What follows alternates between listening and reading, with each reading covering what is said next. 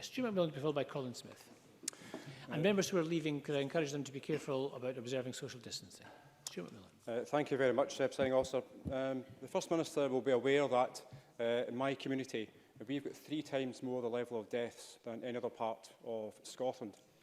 So what additional resources can the First Minister provide to the public sector, to the third sector and to the voluntary sector to assist with one of the most important elements that's going on locally is an issue of food provision and pre-prepared food provision, because that's one way of actually ensuring that some of the older people and the most vulnerable people will not leave their homes to go into the community. First Minister. So I think Stuart McMillan raises an important point, and I'm very aware of some of the concerns that have been raised in and from Inverclyde about the geographic breakdowns of the death that we are seeing.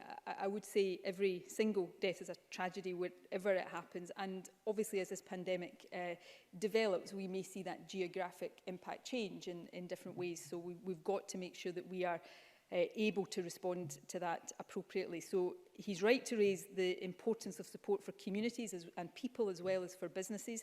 And we have, at the very outset of this outbreak, we announced £350 million of funding to support communities where that was needed, and have also committed as part of that to a range of support in the Inverclyde area.